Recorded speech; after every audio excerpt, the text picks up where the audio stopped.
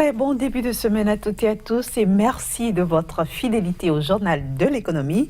Au menu aujourd'hui, un voyage en Afrique avec 5 escales. En voici un aperçu. Le Maroc doit atteindre une croissance de 6% afin de stabiliser son taux de chômage. C'est ce qui ressort d'un rapport du FMI.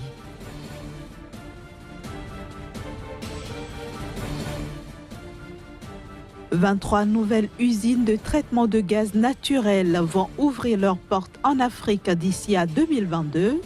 C'est une estimation de Global Data.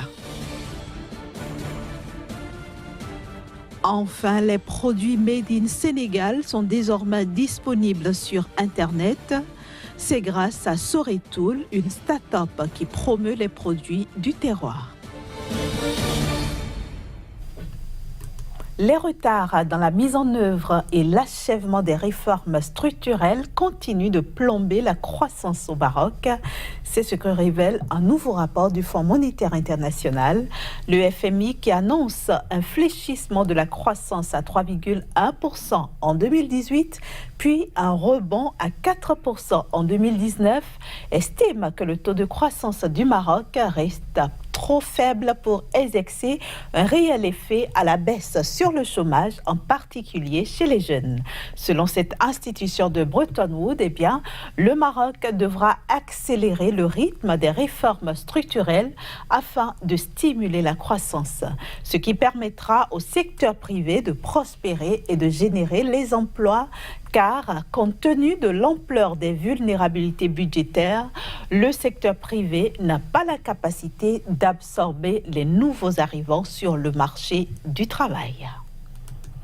Le continent africain devra accueillir d'ici à 2022 23 nouvelles usines de traitement de gaz naturel.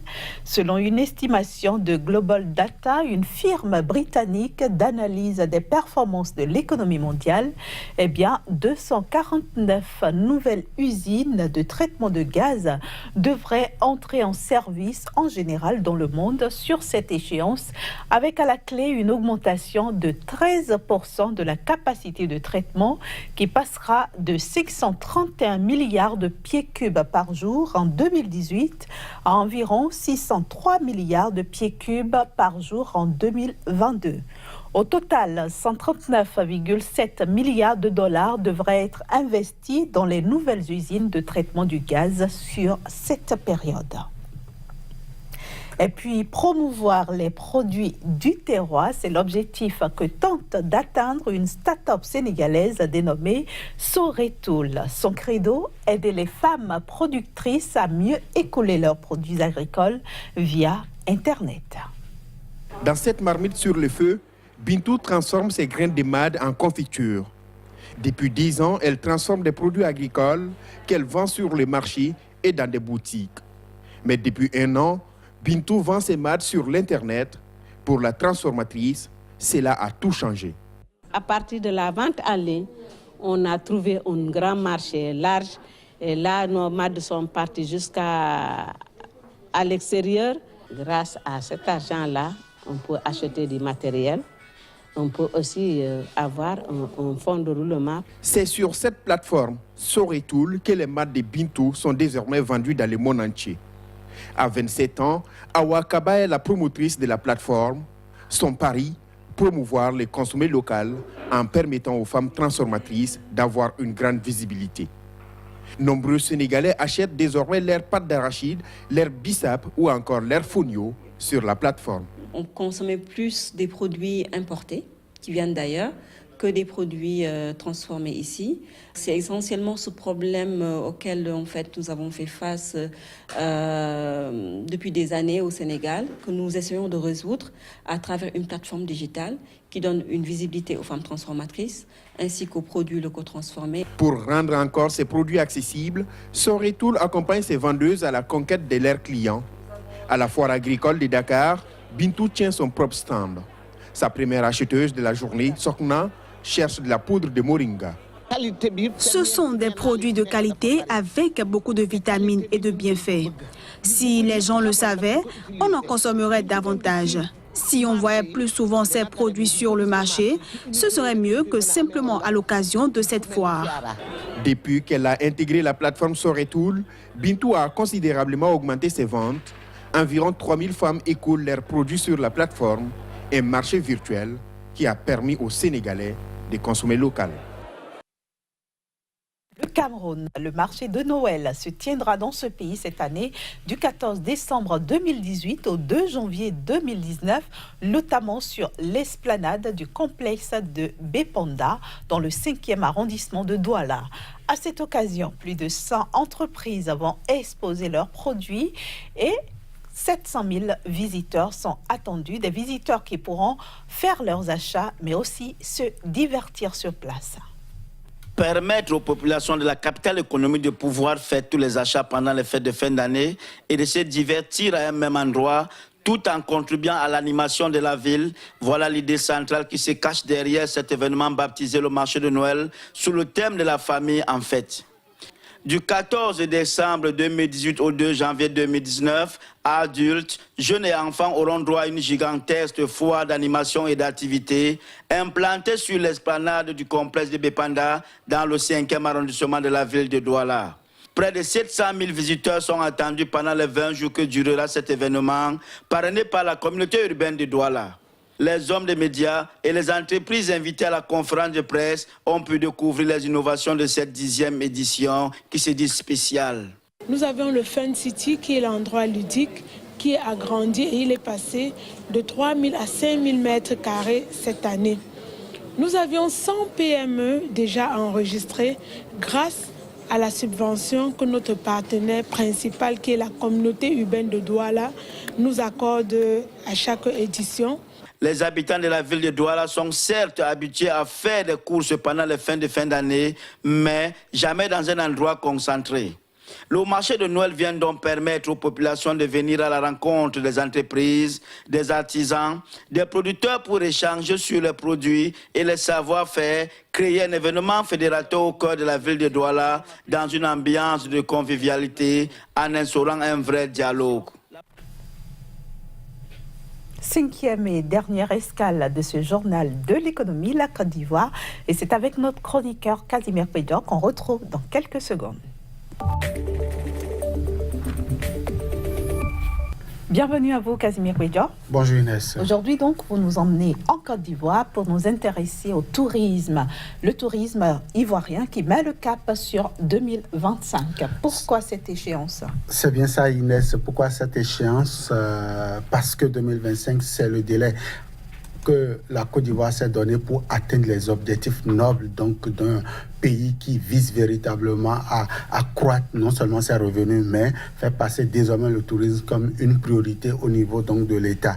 Au-delà de ça, 2025, c'est également un délai. Enfin, depuis 2017, la Côte d'Ivoire a fixé donc 2025 pour pouvoir réaliser les belles performances au niveau du continent africain. Pourquoi pas déloger certains pays qui ont déjà gagné la place par le passé. Et donc, la Côte d'Ivoire aujourd'hui est en train de travailler pour que 2025, il puisse atteindre un objectif. Et cet objectif, c'est environ 5 millions de touristes là au niveau donc de ce pays-là. Ce n'est pas impossible. La Côte d'Ivoire a du potentiel et déjà les investisseurs sont en train déjà de loucher ce secteur-là. Justement, vous parlez de potentiel. Si on devrait l'évaluer, qu'est-ce que ça vaut exactement aujourd'hui? Ça vaut en 2014 environ 471 000 touristes. Et déjà en 2017, lorsque la Côte d'Ivoire a fait le point donc, de sa destination, le pays se trouvait autour de 1,8 million donc, de touristes là. C'est la preuve que le secteur est en nette croissance au niveau du pays. Au-delà donc, de cette destination, enfin, du nombre donc, de touristes qui ont foulé le sol ivoirien, il faut déjà dire que la Côte d'Ivoire s'est dotée d'un nouveau aéroport, ce qui permet aujourd'hui de rentabiliser davantage au niveau donc du transport, de donner plus de confort donc aux compagnies. Ça permet également d'avoir sur le sol ivoirien des appareils, des Airbus de type A320 380 qui peut désormais donc atterrir au niveau de la sous-région ouest africaine. La Côte d'Ivoire donc a gagné ce pari-là. En dehors donc des infrastructures au niveau de l'aviation, la Côte d'Ivoire améliore également ses pistes, notamment au niveau de la flotte routière, et également investit au niveau de l'achat des véhicules pouvant permettre aujourd'hui de dynamiser donc le tourisme. En plus de ça, les sites aujourd'hui sont en train donc d'être rénovés pour permettre donc aux hôtes donc de la Côte d'Ivoire de mieux se sentir lorsqu'ils vont prendre donc cette destination-là. Et aujourd'hui, on note également que la Côte d'Ivoire est en train de développer sa culture en termes donc de destination, en termes d'attrait sur le plan africain et pourquoi pas sur le plan mondial. Alors, Kazmi Pedja, l'échéance de 2025, comment est-ce que les autorités ivoiriennes comptent-elles l'atteindre? Alors déjà, à l'orée de cette année 2018, les différents ministres concernés, notamment le ministre du Tourisme et sous la coupole donc, du vice-président Kablan Duncan, ont déjà fixé un certain nombre de projets qui pourront permettre aujourd'hui à la Côte d'Ivoire de pouvoir dompter davantage les touristes. Et au nombre de ces projets, il y a deux qui retiennent l'attention, c'est la réhabilitation des sites touristiques au niveau donc de la Côte d'Ivoire, au niveau donc des villes historiques, mais aussi des villes culturelles de la Côte d'Ivoire. C'est également les sites à caractère touristique qui aujourd'hui ont commencé donc par voir quelques coups donc de nettoyage pour davantage donner d'attrait. Et en plus de ça, la Côte d'Ivoire a fixé un objectif de 3200 milliards de francs CFA en termes d'investissement.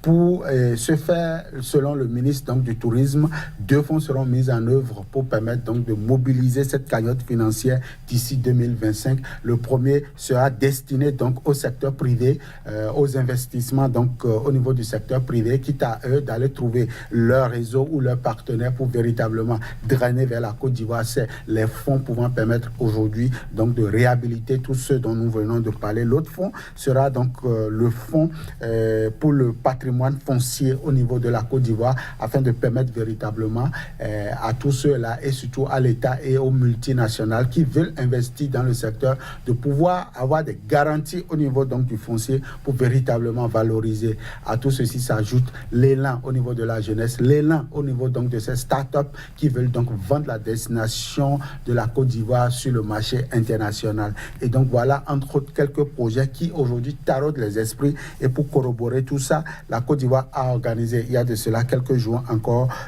précisément le vendredi dernier, le vendredi 27 avril 2018, un salon exclusivement dédié donc au tourisme, à la destination et à la valorisation donc de ce potentiel-là. Donc voilà entre autres quelques idées qui taraudent donc les esprits et qui pourront donc permettre à la Côte d'Ivoire d'atteindre d'ici donc 2025 le chiffre des 5 millions de visiteurs là pour ce qui concerne donc les objectifs réservés par le gouvernement. 3,2 milliards de francs CFA à investir dans le secteur touristique, finalement, pour gagner quoi en Côte d'Ivoire? Pour gagner beaucoup, pour gagner déjà en termes d'employabilité de la jeunesse ivoirienne, pour gagner également en termes donc de devises au niveau donc du pays, parce que la destination ivoirienne en termes donc de voyage se comptera désormais en millions donc comme visiteurs, donc 5 millions de voyageurs. C'est quand même un potentiel énorme donc pour l'entrée de devises au niveau de la Côte d'Ivoire. C'est également les compagnies de tourisme qui pourront désormais être intéressées, car la Côte d'Ivoire veut passer donc de sa place de 12e sur le continent à la place de 5e. C'est osé, c'est une ambition noble, c'est un défi que certainement les autorités ivoiriennes ont pris le pouls pour véritablement investir. Et je crois que c'est permis de rêver, c'est permis d'investir dans un secteur comme le tourisme pour pouvoir véritablement lutter contre un certain nombre de choses au niveau du continent. Et nous allons rester sur ce rêve, Kazmi Pedja, et se donner rendez-vous au prochain rendez-vous du Journal de l'économie. Toujours avec le même plaisir. À mercredi. Donc voilà, chers amis téléspectateurs, ce sera tout pour aujourd'hui. Merci de nous avoir reçus chez vous et très bonne suite de programme sur SICA. À mercredi.